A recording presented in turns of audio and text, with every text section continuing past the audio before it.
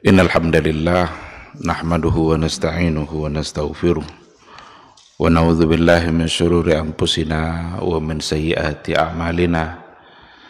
May yahdihillahu fala mudhillalah wa may yudlilhu falan tajida lahu waliyyan mursyida. Asyhadu an la ilaha illallah wahdahu la syarikalah wa asyhadu anna Muhammadan abduhu wa rasuluh la nabiyya wa la rasula ba'da. Ikhwati fillah, ma'asyiral hadirin wal hadirat rahimani Allahu wa iyyakum. Mari sama-sama kita awali hari kita dengan memperbanyak ungkapan puji dan syukur kepada Allah Subhanahu wa taala untuk semua nikmat yang tidak pernah terputus. Dimanapun kita berada, dalam keadaan apapun, bahkan dalam menghadapi hal-hal yang tidak kita inginkan sekalipun, di situ ada nikmat Allah Subhanahu wa taala yang menyertai kita. Oleh karena itu, sebagai hamba Allah yang beriman, tentu saja harus selalu bersyukur, dan syukur itu tidaklah cukup hanya dengan ucapan lisan, tapi syukur itu harus diikutkan oleh tindakan nyata dalam kehidupan keseharian kita. Maka Ibnul Qayyim al-Jauziyah membagi syukur itu kepada 3. Ada syukur lisan, ada syukurul qalbi, dan ada syukurul jawarih. Syukur lisan itu lidah kita yang berucap. Saat kita mendapatkan sesuatu yang menyenangkan, maka kita ucapkan alhamdulillah. Syukurul qalbi, syukur hati. Hati yang harus semakin mencintai Allah, hati yang harus selalu kenal dengan Allah, hati yang harus selalu berupaya untuk dekat dengan Allah Subhanahu wa ta'ala. Sedangkan syukurul jawarih, syukur yang dilakukan oleh anggota tubuh. Bisa anggota tubuh kita bersyukur kalau seandainya diberikan kesehatan oleh Allah. Bagaimana kesehatan itu selalu kita gunakan untuk melakukan hal-hal yang diridhai oleh Allah Azza wa Jalla. Tapi kalau seandainya kesehatan yang diberikan oleh Allah justru waktu kita habiskan untuk mendurhakainya, berarti pada saat itu kita sedang kufur kepada nikmat yang diberikan oleh Allah Subhanahu wa ta'ala. Mudah-mudahan hadirnya kita di majelis ilmu pada pagi ini itu bagian dari bukti syukur kita kepada Allah Azza wa Jalla. Saat kita diberikan waktu, kesempatan, kesehatan, kita duduk, kita gunakan waktu untuk bermajelis, duduk di majelis ilmu. Duduk di majelis ilmu itu merupakan amalan yang luar biasa fadilahnya. Allah akan turunkan kasih sayangnya, ketenangan hati, doa-doa dari para malaikat. Bahkan Allah akan sebut-sebut dan bangga-banggakan mereka di hadapan makhluknya di atas langit sana. Mudah-mudahan semua fadilah itu pagi ini bisa kita dapatkan, dan mudah-mudahan semua kita bisa menjadi hamba yang syakirin. Sama-sama kita juga harus memperbanyak salawat dan salam untuk Rasul kita yang mulia Nabi Muhammad sallallahu alaihi wasallam. Allahumma salli ala Muhammad wa ala ali Muhammad. Mudah-mudahan kita semakin mencintainya dan semakin merindukannya, sebab beliau adalah orang yang sangat cinta dan sangat rindu kepada umatnya. Harapan kita tentu saja di akhirat kelak semua kita bisa mendapatkan syafaat, pertolongan dari Rasulullah sallallahu alaihi wasallam sesuai dengan yang telah dijanjikan oleh Allah Subhanahu wa taala. Amin amin ya rabbal alamin. Ikhwati fillah, ma'asyiral hadirin wal hadirat rahimani Allah wa iyyakum. Kembali pada pagi hari ini kita akan melanjutkan kajian tauhid, kajian akidah melalui sebuah buku syarah dari Al-Usul Tsalatsa. Kita sudah masuk pada Al-Aslu Tsalis, prinsip dasar pondasi yang ketiga, yaitu ma'rifatun Nabi. Bagaimana kita sebagai seorang muslim, hamba Allah dan umat Nabi Muhammad sallallahu alaihi wasallam yang harus mengerti dan paham atau tahu dengan siapa Nabi kita. Harus pengetahuan yang mendalam agar kita semakin cinta, agar cinta kita juga semakin mendalam. Kalau seandainya tidak kenal, maka tidak akan sayang. Kalau tidak sayang, maka tidak akan cinta. Pengenalan kita terhadap Rasul yang akan membuat cinta itu merupakan sesuatu yang akan benar-benar membuat kita selamat di hari mahsyar. Ada sahabat yang bertanya di hadapan Nabi, "Ya Rasulullah, kapan terjadinya hari kiamat?" Rasul tak menjawab ketika itu, tapi Rasul malah balik bertanya, "Maza a'adatta laha?" Apa yang telah engkau persiapkan untuk hari kiamat itu? Jawaban sahabat yang bertanya itu, "A'adattuha bihubbillahi wa bihubbi rasulih." Aku persiapkan hari kiamat itu dengan mencintai Allah dan mencintai Rasulnya. Kata Rasul, "Anta ma'aman ahbabtah." Kalau begitu nanti di hari mahsyar, engkau bersama orang yang engkau cintai. Berarti benar-benar kita harus mengenal Nabi agar kita cinta, dan cinta kepada Nabi cinta yang menyelamatkan. Di hari akhir kita akan selamat berbahagia. Kalaulah kita bersama Nabi di hari mahsyar, sudah dipastikan akan masuk dalam kategori orang-orang yang selamat. Ikhwati fillah, subbahasan kita pada pagi hari ini adalah min khasaisin Nabi sallallahu alaihi wasallam. Min khasais an-Nabi, di antara keistimewaan Nabi. Jadi khasais, khususiyah, kekhususan, berarti khusus pada Nabi. Kalau khusus pada Nabi berarti itu merupakan keistimewaan yang ada pada Rasulullah sallallahu alaihi wasallam. Kalau sudah dikatakan keistimewaan berarti yang lain tidak punya. Karena min khasais an-Nabi sallallahu alaihi wasallam. Rasulullah sallallahu alaihi wasallam sebagai nabi yang terakhir diberikan keutamaan-keutamaan oleh Allah Subhanahu wa taala. Diberikan keistimewaan-keistimewaan yang membuat dia semakin mulia. Yang pertama, al-awwal, keistimewaan Rasulullah sallallahu alaihi wasallam itu ada pada khatmun nubuwati war risalah. Nabi yang terakhir dan risalah yang terakhir. Fala yub'atsu nabiyyun ba'dahu.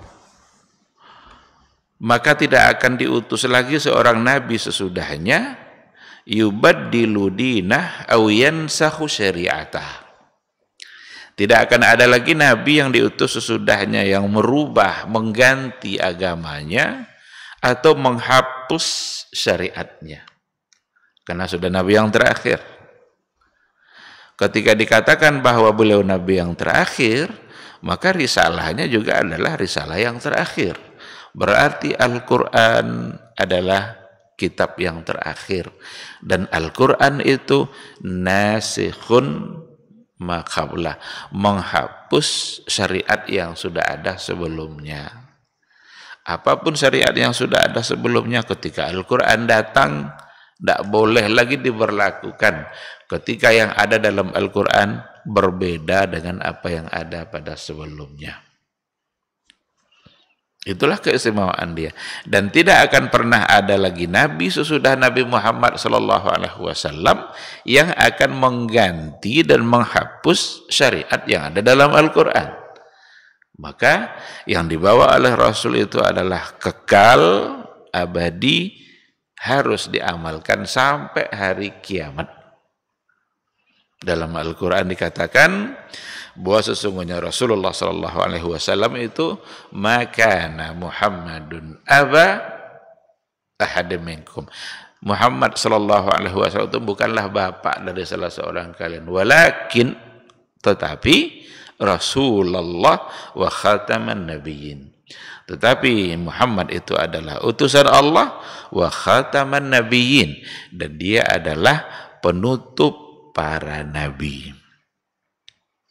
Kalau sudah dikatakan penutup para nabi, maka siapa saja yang mengaku-ngaku menjadi nabi setelah Nabi Muhammad, maka pasti tertolak. Adakah orang yang ngaku-ngaku jadi nabi? Ada, dan banyak. Baru saja Nabi wafat, muncul nabi baru. Nabi palsu. Musailamah Al-Kadzdzab.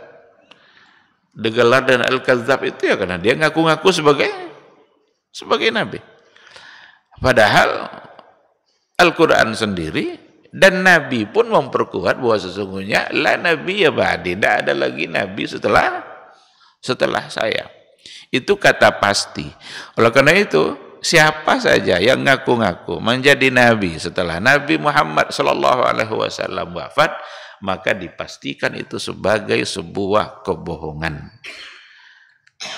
Ternyata memang bisa saja itu sebagai bentuk dari kenabian sendiri. Ketika ia mengucapkan kata la nabi ya ba'di, berarti memang akan ada orang yang ngaku-ngaku sebagai nabi setelah dia wafat. Bahkan sampai pada masa kita sekarang ini, banyak orang yang ngaku adalah dia nabi mursal, nabi yang diutus. Di Indonesia ternyata banyak orang yang ngaku sebagai nabi.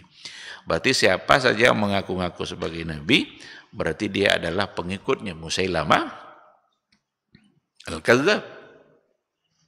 Berarti itu imamnya, kan itu nabinya. Kalau ada orang yang ngaku sebagai nabi, berarti dia adalah pengikutnya Musailamah Al-Kadzdzab, yang dulu juga sudah pernah mengaku-ngaku sebagai seorang nabi.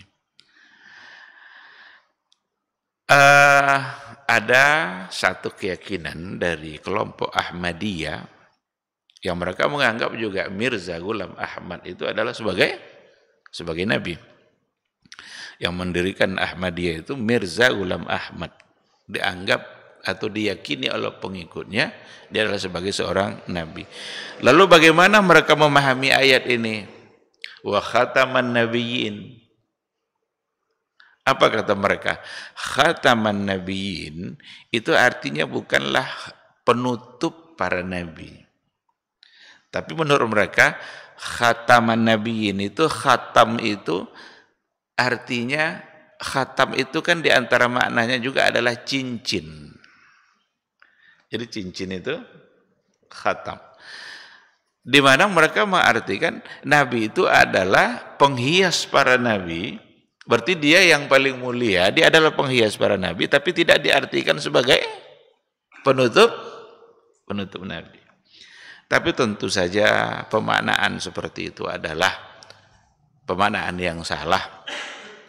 Karena tidak ada satupun di antara ulama-ulama yang mu'tabar, ulama-ulama salaf yang mu'tabar, yang memaknai kata khatam itu selain daripada penutup. Ketika datang arti lain selain daripada penutup para anbiya dari orang-orang yang tidak mu'tabar, apalagi dari kelompok-kelompok yang memang dianggap sebagai kelompok yang menyimpang, sempalan, tersesat, maka sudah dipastikan pemahaman yang datang dari mereka tidak bisa diterima.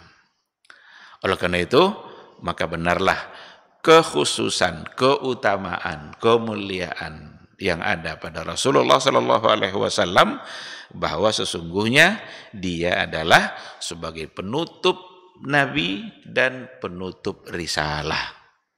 Ketika Al-Quran diturunkan, maka Nabi pun bilang, seandainya Musa hidup hari ini, maka dia harus ikut kepada syariat yang saya bawa. Berarti siapapun umat yang ada, ketika Nabi Muhammad SAW sudah diangkat menjadi Rasul, membawa sebuah risalah, maka mereka berkewajiban untuk mengikuti syariat Nabi Muhammad SAW. Siapa saja? Al-Yahud, An-Nasara, Yahudi, Nasrani, yang mereka juga disebut sebagai Ahlul Kitab. Tapi ketika Al-Quran sudah diturunkan, maka Ahlul Kitab ini pun harus tunduk kepada apa yang dibawa oleh Rasulullah Sallallahu Alaihi Wasallam. Maka diutuslah Muaz ke wilayah Yaman. Apa pesan Nabi? Ya Muaz, innaka sata'ti qauman min ahlil kitab. Sesungguhnya kamu akan mendatangi satu kaum dan mereka itu ahlul kitab. Orang yang sudah punya pengalaman dalam beragama, mereka juga punya kitab. Tetapi ajak mereka kepada Al-Quran. Apa yang harus diajak mereka? Pertama, asyhadu an la ilaha illallah wa asyhadu anna Muhammadar Rasulullah. Kalau mereka sudah menerima itu, akhbirhum bi anna Allah qad iftarada alaihim khamsa salawat. Allah mewajibkan mereka untuk melaksanakan sholat 5 waktu. Kalau mereka juga sudah menerima itu, kasih tahu mereka, Allah mengharuskan mereka untuk membayarkan zakat. Ambil zakat itu dari fuqara mereka. Ambil dan berikan juga kepada, ambil dari orang-orang kaya mereka dan diberikan kepada fuqara mereka. Wa iyyakum karaima amwalihim. Hati-hati, jangan ambil harta yang paling berharga di mata mereka. Jadi Islam itu tidak pula dia mau mengambil apa yang paling berharga, itu pula yang harus diindah. Iyyakum wa karaima amwalihim. Ini pesan Rasul kepada Muaz. Padahal mereka adalah ahlul kitab. Oleh karena itu orang-orang liberal hari ini yang ingin mengatakan semua agama benar, pasti salah. Salah. Kalau mau semua agama benar, tidak akan disuruh lagi untuk beriman kepada Nabi, beriman kepada Al-Quran. Kalau mau semuanya benar, tentu akan disuruh oleh Nabi, udahlah kamu sampaikan kepada mereka, biarkan mereka tetap dalam keyakinan mereka, tetap dalam syariat mereka. Tapi ternyata enggak. Dalam ayat yang lain juga, ya ahlal kitab ta'alau ila kalimatin sawa. Hai ahlul kitab, ayo kembali kepada kalimatin sawa. Satu kata yang sama. Kalau sudah dikatakan kembali kepada satu kata yang sama, berarti sudah ada kata yang tidak sama. Karena ini sekarang yang mau diajak kita untuk mengakui seperti itu, bahwa semua agama benar. Sebagai seorang Islam, sebagai seorang mukmin, wajib meyakini bahwa yang benar hanya Islam. Tidak boleh kita mengatakan semua benar. Yang benar hanya Islam. Inna dina indallahi al-Islam. Sesungguhnya agama yang benar di sisi Allah adalah Islam. Cuma kita harus menghormati keyakinan yang lain, itu iya. Ada orang yang ingin memilih tetap menjadi Yahudi, tetap jadi Nasrani, mau Buddha, mau Hindu. Kalau itu pilihan, udah. Hormati, jangan paksa mereka untuk masuk Islam. Karena la ikraha fid din. Tidak boleh ada paksaan. Tapi kalau dipaksa untuk mengakui bahwa mereka benar juga, rusak iman kita. Rusak, saya harus sampaikan ini. Kenapa rusak? Salah satu dari yang membatalkan iman itu tidak mau mengatakan kufur kepada orang yang memang kufur. Masa orang kafir mau dianggap benar? Al-Quran yang menyalahkan. Oh Pak Ustadz, kan ada ayat lakum dinukum waliyadin. Bagimu agamamu, bagiku agamaku. Kan sudah diberikan kebebasan. Diberikan kebebasan, silahkan kamu ambil itu. Tapi jangan paksa saya untuk mengatakan itu benar. Karena ayat itu sendiri adanya di dalam surat Al-Kafirun. Berarti memastikan bahwa kafir itu ada. Nah, dengan datangnya syariat Rasulullah Sallallahu Alaihi Wasallam, datangnya Al-Quran, maka itulah satu-satunya akidah, satu-satunya syariat yang memang wajib kita imani dan harus bersaksi bahwa sesungguhnya Muhammad adalah utusan Allah Subhanahu wa Ta'ala.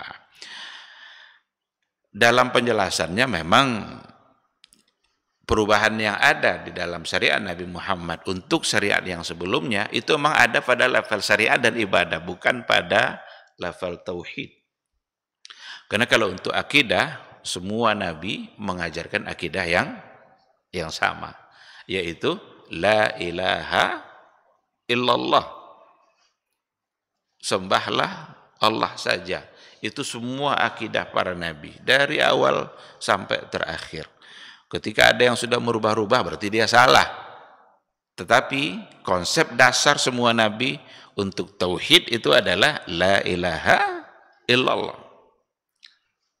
Namun untuk syariat ini memang banyak terjadi perubahan, dan ketika sudah dirubah oleh Al-Quran, maka yang ditaati hanyalah Al-Quranul Karim. Pada masa Nabi Adam boleh nikah dengan saudara kandung. Karena kalau tidak boleh mau nikah sama siapa lagi? Hanya itulah yang ada pada masa itu. Maka nikahlah anak-anak Adam itu padahal dia seayah seibu. Boleh pada masa itu.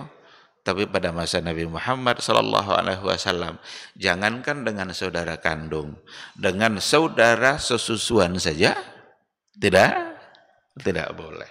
Ketika Al-Quran turun melarang itu semua, maka yang ditaati hanyalah Al-Quran. Haram berarti. Oh dulu kan boleh, dulu. Sekarang sudah tidak boleh. Itu salah satu dari contoh.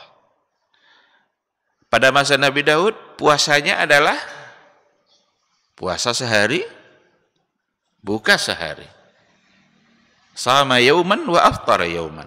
Dan Rasul pun menganggap itu sebagai khairus siyam. Khairus siyami siyamu akhi Daud. Puasa terbaik itu adalah puasa saudara saya Daud. Tetapi untuk Nabi Muhammad SAW dalam syariatnya, kewajibannya bukanlah siyamu Daud. Kewajibannya ada pada puasa Ramadan. Tapi masih bolehkah puasa Nabi Daud? Boleh. Sebagai sebuah ibadah yang disunnahkan, bukan menjadi ibadah yang diwajibkan.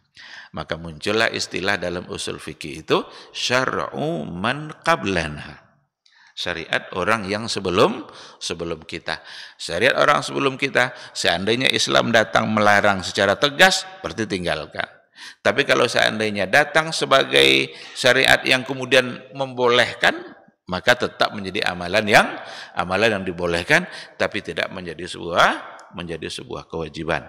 Karena yang wajib bagi umat Islam itu adalah siyamu Ramadan atau saumu Ramadan. Ikhwati fillah, itu yang pertama. Jadi Rasulullah SAW itu adalah penutup Nabi, dan risalahnya adalah Al-Qur'annya adalah penutup risalah. Dasarnya adalah Al-Quran dan juga dari hadis Rasulullah SAW. Ada dalam satu riwayat dikatakan bahwa sesungguhnya Rasulullah SAW berkata, wa khutima biyan nabiyun.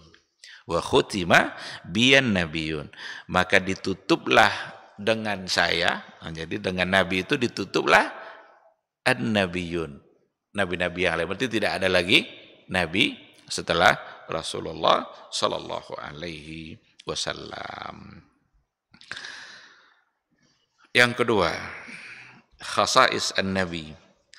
Anna Allah subhanahu wa ta'ala ayyadahu bil Qur'anil azim alladzi huwa a'zamu ayatil anbiya'i wal mursalin 'alal itlaq. Sesungguhnya Allah subhanahu wa ta'ala ayyadahu. Ayyadahu itu memperkuat dakwah Nabi itu, memperkuat keberadaan Nabi itu sebagai Rasul bil Qur'anil Karim, dengan Al-Qur'anul Karim allazi huwa a'zamu ayatil anbiya'i wal mursalin, di mana Al-Qur'an itu adalah merupakan tanda-tanda kebesaran Allah, mukjizat-mukjizat Allah yang paling agung yang ada daripada semua mukjizat-mukjizat Nabi dan Rasul yang lain. Jadi a'zamu ayatil anbiya, tanda-tanda kenabian yang paling besar itu, mukjizat yang paling agung, paling mulia itu adalah Al-Quran. Sebuah mukjizat yang sampai hari ini masih ada dan masih menjadi mukjizat. Padahal nabinya sudah wafat. Apa bukti dia sebagai mukjizat? Ketika dulu diminta untuk menandingi seseorang untuk bisa mendatangkan seperti Al-Qur'anul Karim. Dan tandingannya itu bertingkat-tingkat. Ada yang diminta untuk mendatangkan seperti Al-Qur'an, diminta mendatangkan seperti 10 ayat, diminta mendatangkan seperti 1 surat. Udah sampai pada tingkat yang paling rendah, itu tetap tidak mampu orang untuk mendatangkan. Padahal mereka adalah ahli-ahli semua dalam bersastra. Syair-syair jahiliyah dulu itu ungkapan-ungkapan yang sangat tinggi tingkat sastranya. Tetapi ketika Al-Quran datang, diucapkan oleh seseorang yang memang bukan ahli tulis, ahli baca, tidak pula ahli sastra, tapi apa yang keluar dari mulutnya tak tertandingi oleh siapapun. Semua mereka terkagum-kagum dan yang diucapkan oleh yang namanya Nabi Muhammad sallallahu alaihi wasallam. Bahkan ada di antara mereka yang diam-diam itu, malam-malam diam-diam pergi ke sudut rumah Nabi, hanya sekadar untuk menikmati indahnya lantunan-lantunan kata yang dibaca oleh Nabi Muhammad sallallahu alaihi wasallam. Diam-diam mereka. Ternyata ada 2 yang diam-diam tapi pada sudut yang berbeda. Satu di sudut rumah Nabi sebelah sini, satu lagi di sudut rumah sebelah sini. Sama-sama datang sekedar untuk mendengarkan. Karena mereka kagum dengan bahasa yang disampaikan oleh Nabi. Karena datang dari Allah. Pas mereka pulang, satu pulang sini, satu akhirnya ketemu. Kamu dari mana? Kamu dari mana? Ternyata dua-duanya diam-diam, biar tidak tahu oleh siapapun, diam-diam mencari pojok sudut rumah Nabi sekedar untuk mendengar. Itu apa pulang ketemu. Maka mereka tidak bisa sebenarnya mendustai fitrah mereka terhadap kebenaran Al-Quran. Mereka meyakini cuma gengsinya tinggi. Oleh karena itu hari ini pun ketika kebenaran disampaikan, karena gengsinya tinggi akhirnya menolak juga. Padahal bisa saja hatinya sudah cenderung untuk menerima. Tapi ya tidak mungkinlah kita sebagai sudah menjadi orang besar, orang yang terkenal, sulit untuk berubah. Kalau itu dipertahankan tidak akan pernah berubah, tidak akan pernah bisa mengambil sebuah kebenaran.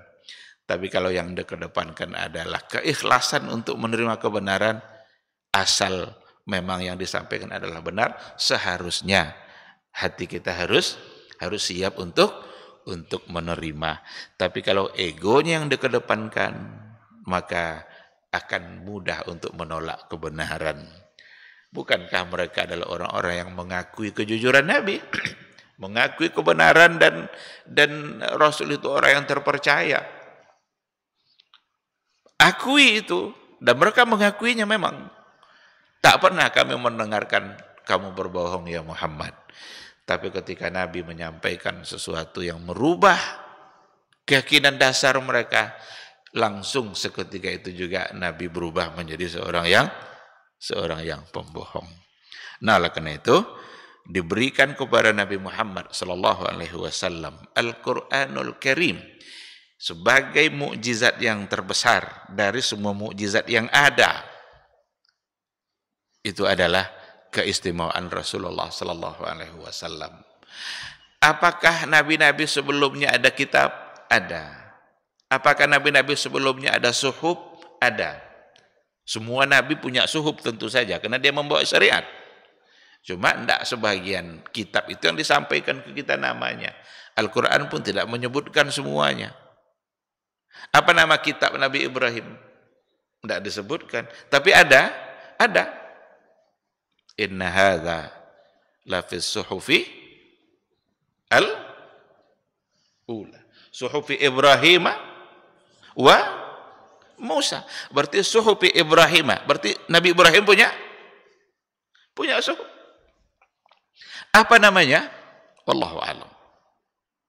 Maka nabi-nabi dan rasul karena dia datang membawa syariat, pasti ada syariat itu dan ada suhufnya. Cuma ada namanya Taurat, Zabur, Injil. Itu datang dari Allah Subhanahu wa taala.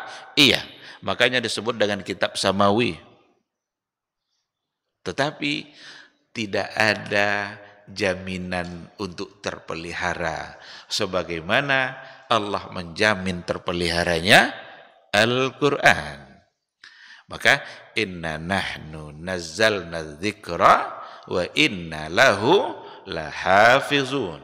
Sesungguhnya kami yang menurunkan Al-Qur'an dan kami pula yang menjaganya. Allah memberikan jaminan untuk terpeliharanya Al-Qur'anul Karim. Nah, maka Al-Qur'an itu Al-Kitabul Mahfuzu minat tabdili awit taghyiri awit naskhi. Quran itu terpelihara dari berbagai bentuk tabdil, taghyir, perubahan, penggantian, penghapusan, terpelihara dari itu semua. Dan jaminan itu tidak ada untuk kitab-kitab yang lain. Oleh karena itu, Taurat pun hari ini hendak tahu mana yang asli. Injil pun hari ini tidak bisa dipastikan yang manakah yang asli, yang dibawa dulu oleh Nabi Isa. Taurat yang dibawa oleh Nabi Musa dulu mana, seperti apa? Tidak bisa dipastikan. Bahkan ada 3 versi dan masing-masing mereka punya perbedaan-perbedaan yang prinsip di dalam semuanya. Tapi Al-Quran, karena Allah yang menjamin, setiap kali ada percobaan untuk merubah-rubah Al-Quranul Karim, dengan mudah akan diketahui. Allah dengan caranya sendiri akan memberitahukan kepada umat, kepada hamba, perubahan-perubahan yang terjadi. Pernah ada upaya untuk merubah 1 huruf dalam Al-Quran. Dulu pernah ada, kalau nggak salah di Jawa Timur, itu dalam surat Az-Zukhruf. Ada bunyinya, Qul in kana lirrahmani walada fa ana awwalul abidin. Jadi in kana itu kan in itu ada huruf hamzah di bawahnya. Alif ada hamzah. In kana lirrahmani walad. Dirubah hamzah tadi menjadi huruf mim. Sehingga bacanya Qul liman kana lirrahmani walada. Dan itu luar biasa perbedaan maknanya. Kalau in kana, katakanlah jika Allah itu punya anak, fa ana awwalul abidin, maka saya yang pertama menyembahnya. Kata Nabi dalam Al-Qur'an itu. Tentu Nabi Muhammad yang maksud dengan Pak Ana di situ, anak awwalul abidin. Tapi kalau sudah dirubah menjadi liman kana, katakanlah siapa yang telah menjadi anak. Berarti mengisbat adanya anak bagi Allah. Sedangkan kalau in kana, menolak adanya anak bagi Allah. Karena lam yalid walam yulad. Tetapi belum jadi beredar atau baru di awal-awal upaya untuk merubah langsung diketahui. Ada juga di antara mushaf yang terlanjur beredar, halamannya berubah, yang ini pindah ke sini, entah sengaja atau tidak, tapi semua ditarik kembali oleh Kementerian Agama. Pokoknya setiap kali ada upaya untuk merubah, maka Allah akan memberitahukan dengan caranya sendiri ada perubahan. Sehingga Quran tetap terpelihara. Dan tidak ada kitab yang paling banyak dibaca melebihi Al-Quranul Karim. Tidak ada. Kitab yang paling banyak dibaca sedunia ini dari semua kitab yang ada adalah Al-Quran. Al-Quranul Karim. Dan kadang-kadang dihafal oleh orang yang bukan Muslim. Ada yang bukan Muslim sanggup untuk menghafal Al-Quran. Dia sendiri entah hafal tanda Injil dia, Taurat dia. Tapi ada di antara mereka yang bisa menghafal Al-Quran.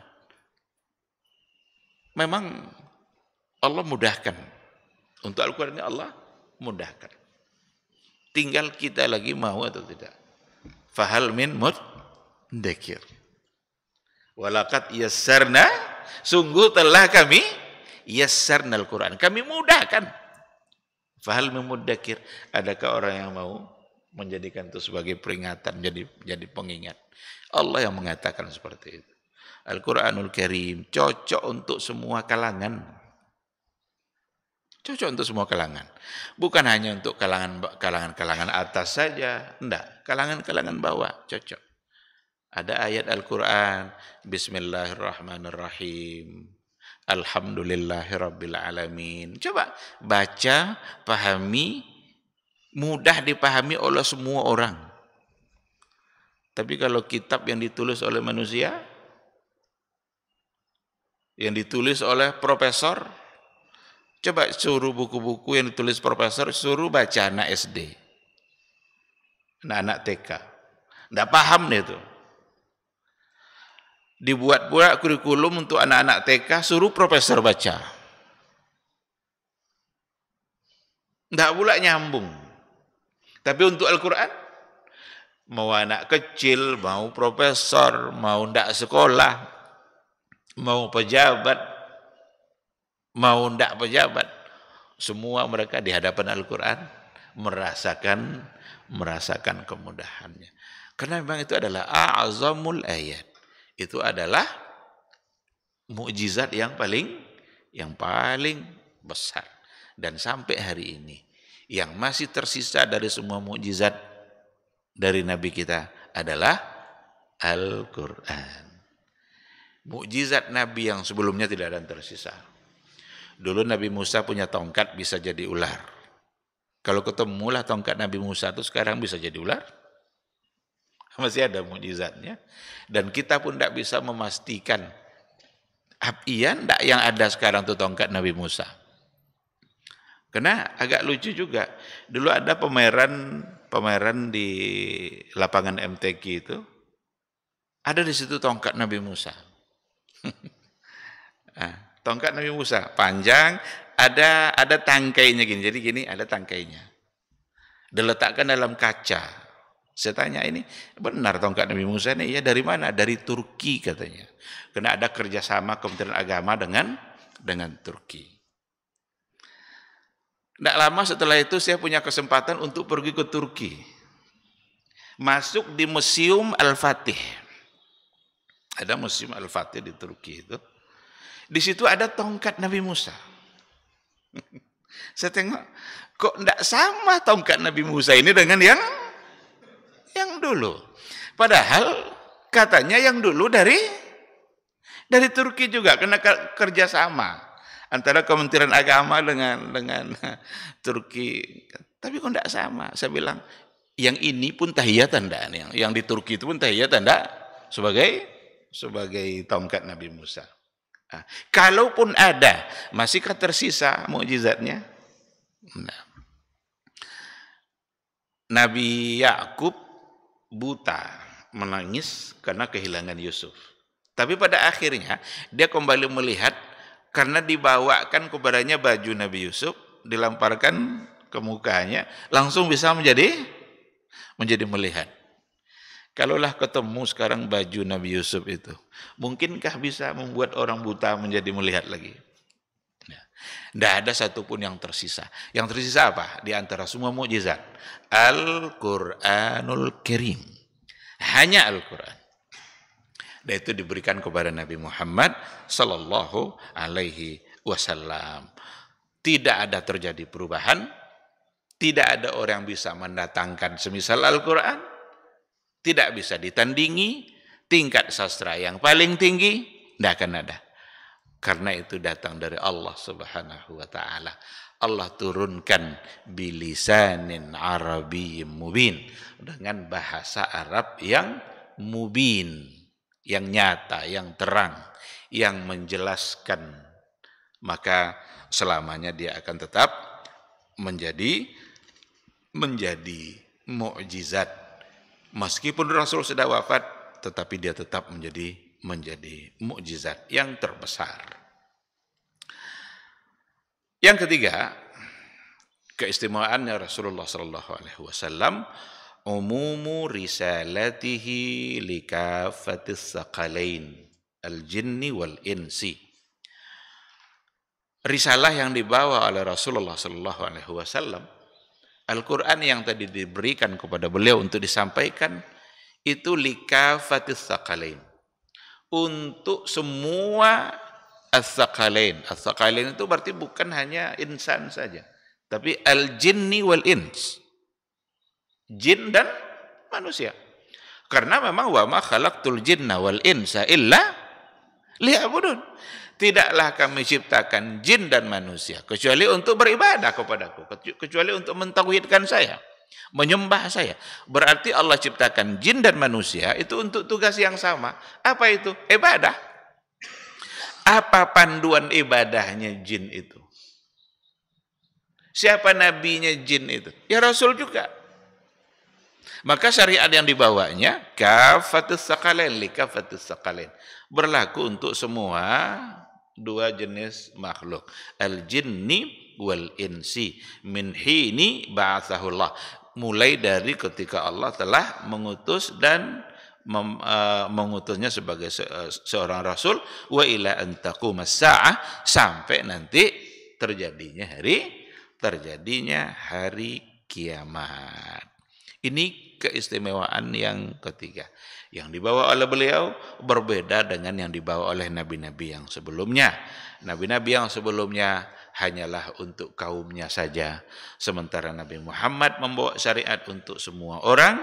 Bahkan seandainya umat Nabi sebelumnya masih hidup, maka mereka harus taat dan ikut kepada yang dibawa oleh Rasulullah sallallahu alaihi wasallam.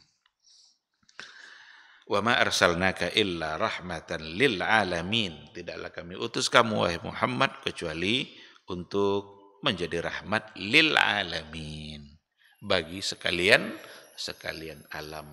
Maka yang merasakan rahmatnya syariat Nabi itu bukan hanya manusia, bukan hanya orang beriman saja, tapi orang kafir pun merasakan rahmatnya syariat Nabi Muhammad sallallahu alaihi wasallam.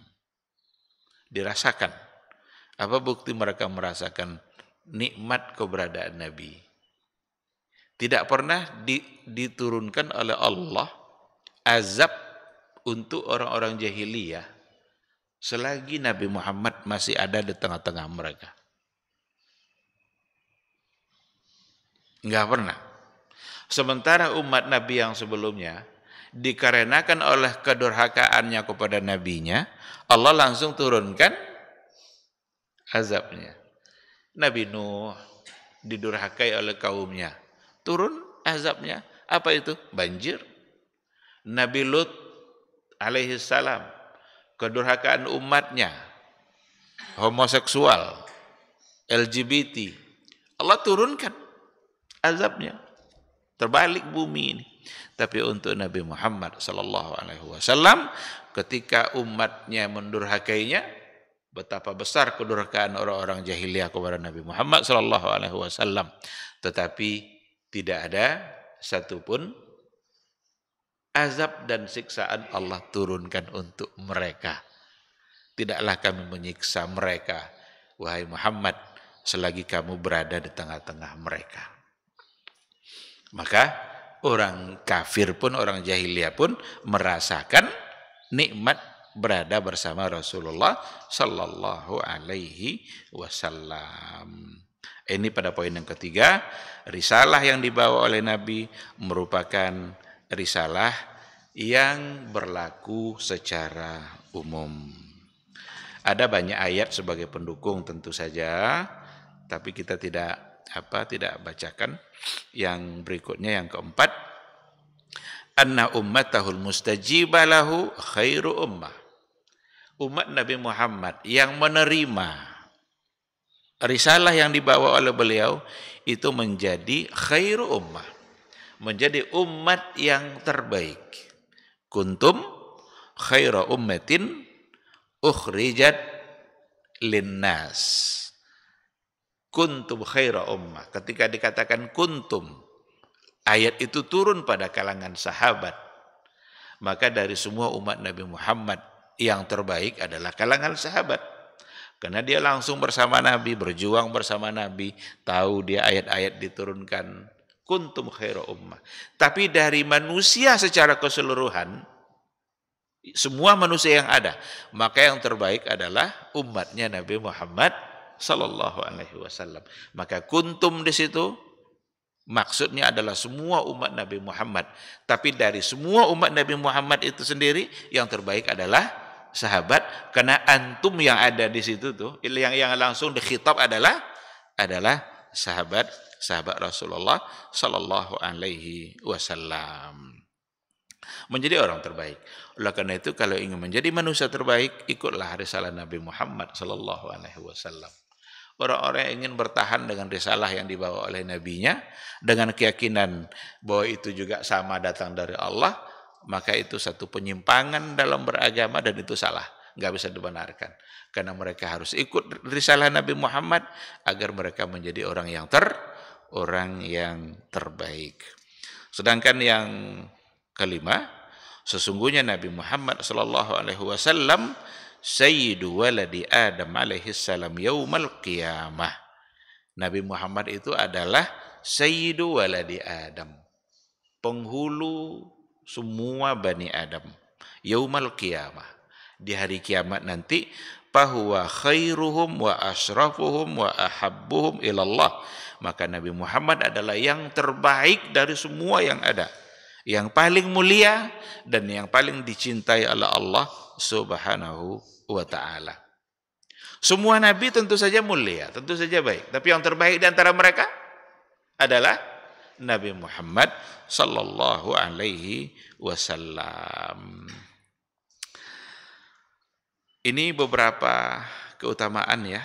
Ada yang berikutnya, annahu sallallahu alaihi wasallam sahibus syafa'atil uzma. Nabi Muhammad sallallahu alaihi wasallam dialah nanti yang pemilik syafaat uzma, syafaat kubra.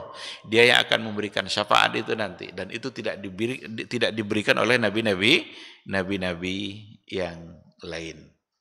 Tidak diberikan oleh nabi yang lain. Ketika nabi yang lain diminta syafaat, maka mereka tidak bisa memberikan. Semua mereka mengarahkan kepada nabi yang setelahnya, dan sampai pada akhirnya adalah Nabi Muhammad sallallahu alaihi wasallam.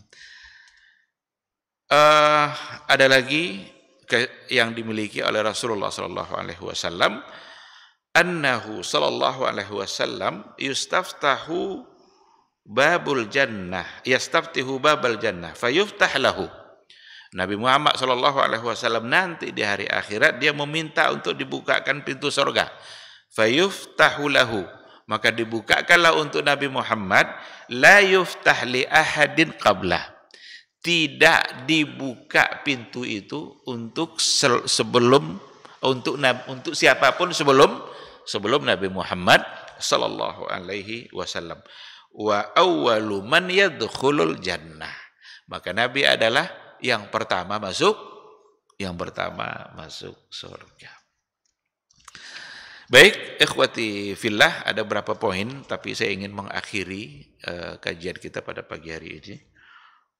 Karena saya juga tidak buka peluang untuk bertanya jawab. Kita harus akhiri karena saya pagi ini mau ke Paskah, ada kajian, ada ngajar di Paskah, jadi harus sampai di sini.